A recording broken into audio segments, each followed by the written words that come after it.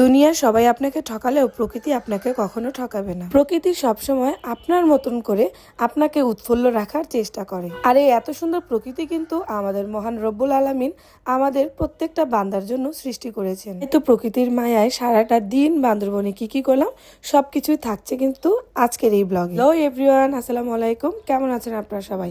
আশা করছি সবাই অনেক ভালো আছেন। আলহামদুলিল্লাহ, আপনাদের দোয়ায় আমি অনেক ভালো আছি। আজকে ছিল আমাদের বান্দরবনের তৃতীয় দিন। আমরা খুব সকালবেলায় ঘুম থেকে উঠে গেছি, কারণ বান্দরবনের সৌন্দর্য এতটাই বেশি যে আপনি খুব ভোরবেলা না উঠলে কিন্তু এর প্রকৃতি দেখতে পারবেন না। আমার কাছে তো মনে হয় বান্দরবনটা যেন এক এক সময় এক এক রূপ ধারণ করে। এই মেঘে ঢেকে যাচ্ছে, এই মেঘ সরে যাচ্ছে, নানান রকম সৌন্দর্য। তাই তো আমরা একটু ভোর করেই ঘুম থেকে উঠেছিলাম। আর আমার তো মনে হচ্ছিল আমরা একটু লেট করে ফেলেছি, কারণ আমাদের রিসোর্টের অনেকেই কিন্তু আমরা যেই টাইমে বের হচ্ছিলাম ওই টাইমে তারা নাকি অনেক রাস্তা ঘুরে ফিরে চলে এসেছিল। তারা তাহলে কত সকালে বের হয়েছে, আবার ঘুরে ফিরেও চলে এসেছে, আই হ্যাভ নো আইডিয়া। যদিও আমরাও রাতে প্ল্যান করে রেখেছিলাম আরো ভোরে বের হব, তারপরও আমরা চাইলেও বের হতে পারি না, কারণ আমাদের সাথে আছে সুমন ভাই। সে অলওয়েজ লেট। সে কেন যে কিভাবে এত লেট করে সেটা আমরা জানি না। কোনোভাবে তাকে ঘর থেকে টেনে হিচড়ে বের করে আমরা কিন্তু চলে এসেছিলাম। আমি এই পর্যন্ত 5 থেকে 6 বার বান্দরবন এসেছি, কিন্তু বান্দরবনের রাস্তাগুলো আমার কাছে এত ভালো লাগে সেটা আর আমি কি বলবো। যাই হোক, আমরা প্রথমে চলে এসেছিলাম মিলনচুরি পুলিশ চেকপোস্টে, কারণ এখানে আসলে অনেক রুলস মেনে নিতে হয়। আর আপনারা যারা প্রথমবার বান্দরবন আসবেন তাদের জন্য বলছি, অবশ্যই কিন্তু আপনাদের ভোটার আইডি কার্ড সঙ্গে নিয়ে আসতে ভুলবেন না। এক তো হচ্ছে সুমন ভাই লেট, তার মধ্যে হচ্ছে সে ফটো সেশনের জন্য এক্সপার্ট। সে যেইখানেই মনে চায় সেইখানেই সে ফটো সেশন করবেই। যাই হোক, ওইখান থেকে তাকে আবার টেনে হিসেবে মিলনচুরি থেকে সোজা নিয়ে আসলে আমরা চিম্বুক পাহাড়ের উদ্দেশ্যে। এখানে এসেও সে ফটো সেশনে লেগে গেছে, কখনো চাকমাদের সাথে, কখনো ফলের ছবি, যা ইচ্ছে তাই। আর কিন্তু আরেকটা কথা না বললে নেই, ভাইয়া কিন্তু অনেক আনন্দপ্রবণ একজন মানুষ। আর ভাইয়া ছিল বিধায় এইবারের ট্যুরটা আমাদের জন্য অনেকটাই আনন্দময় হয়েছিল। চিম্বুক পাহাড়ের এখানে অনেক কিছু খাবারের বিক্রি করে, অনেক ধরনের দেশীয় ফল, অনেক তেঁতুল, অনেক চাকমারা ছোট ছোট দোকান নিয়ে এখানে কিন্তু বসে থাকে। আর এইখানে আমি এই প্রথম দেখলাম বান্দরবন আসার পরে যে এখানে মালবেরিগুলো বিক্রি করছিল। যদিও অনেক বালি বালি ছিল, ওইখানে আমরা কিছু দেশি ফল খাওয়ার পরে আমরা কিন্তু চিম্বুক পাহাড়ে ওঠার উদ্দেশ্যে রওনা হয়ে গেলাম। আর এইখানে কিন্তু আপনাদের টিকিট কেটে প্রবেশ করতে হবে। মেবি টিকিটের মূল্য ছিল 20 টাকা করে। এই যে বললাম, পুরোটা জার্নি আমাদের অনেক আনন্দপ্রবণ হয়েছিল ভাইয়া আর ভাবির জন্য। যে কথায় আছে না, একের ভিতরে সব, আমাদের এবারে ট্যুর প্ল্যানটা ছিল একের ভিতরে সব। কখনো ছিল অ্যাডভেঞ্চার লাইফ, কখনো ছিল সমুদ্রে ভেসে যাওয়া, সব কিছুই কিন্তু আমাদের এবার ট্যুর প্ল্যানে ছিল। আর এক এক করে কিন্তু আমি সব ধরনের ভিডিওগুলো আপনাদের সাথে শেয়ার করব। আর এটা ছিল চিম্বুক পাহাড়ের হেলিপ্যাডটা। অনেক রোদ ছিল, তাই তো এখানে আমরা বেশিক্ষণ ওয়েট করতে পারি নাই, কারণ এত পরিমাণ রোদ ছিল যে একদম তাকানোই যাচ্ছিল না। ওই যে ভিডিওর প্রথমেই বললাম, বান্দরবনটা এমন একটা প্লেস যেখানে এক এক সময় এক এক রূপ, এক এক সৌন্দর্য ধারণ করে। এই তো কিছুক্ষণ আগে এখানে মেঘাচ্ছন্ন ছিল, আর এখনই আবার কয়েক মিনিটের ব্যবধানে একদমই কাঠ ফাটা রোদে যেন ফেটে যাচ্ছে। যাই হোক, রোদ বা বৃষ্টি, ঘুরতে গিয়েছি আনন্দ করার জন্য, আনন্দ না করে কি ফিরে আসবো বলুন? তাই তো আমরা যে যার মতন করে আনন্দ করছিলাম আর মজা নিচ্ছিলাম। আমার কাছে তো মনে হয় বান্দরবনের প্লেসটা এমন একটা প্লেস, আপনি চাইলেও এখানে বোরিং ফিল করতে পারবেন না, কারণ প্রকৃতি কখন আপনাকে বোরিং ফিল করতেই দিবে না। কখন যে আপনার জীবনের সুন্দর মুহূর্তগুলো কেটে যাবে সেটা আপনি ধরতেই পারবেন না। যাই হোক, ওখান থেকে আমরা চলে এসেছিলাম নীলগিরিতে। একদিনে কিন্তু আমরা অনেক জায়গায় ঘুরেছি, কারণ বান্দরবনের প্লেসটাই এরকম।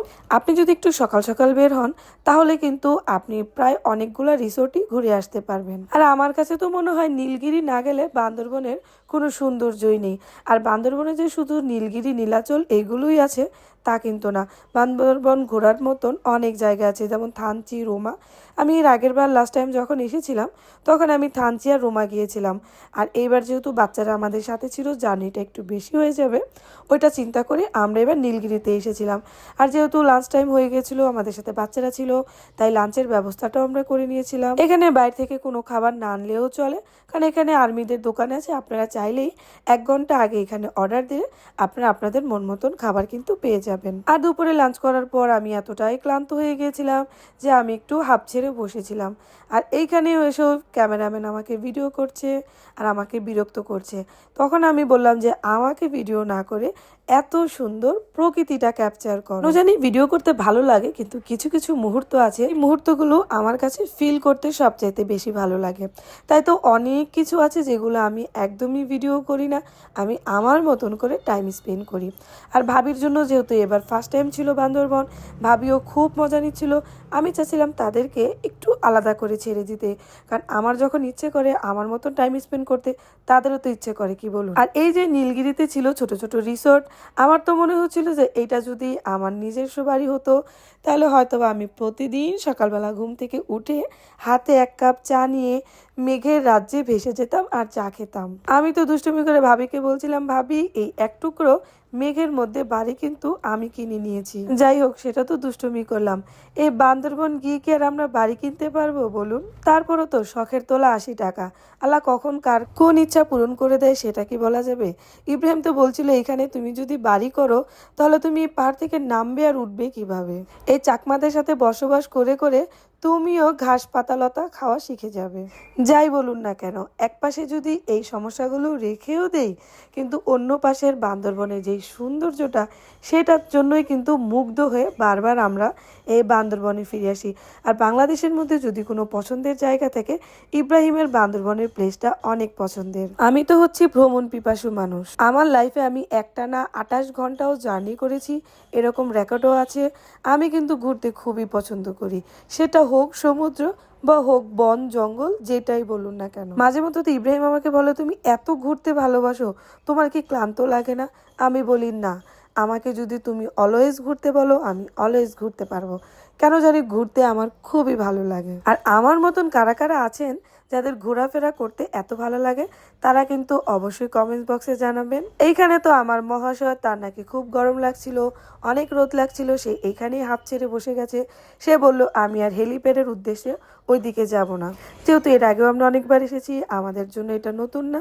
ভাই আর ভাবি যেহেতু নতুন ছিল, ওনারা ওই দিকে গিয়েছিল আর আমরা এখানে ওয়েট করছিলাম আর প্রকৃতি দেখছিলাম। দুজন এখানে প্রকৃতি নিয়ে ব্যস্ত, আর ওইখানে ভাইয়া তার 2 ছানাপোনা নিয়ে ছবি তোলা নিয়ে ব্যস্ত।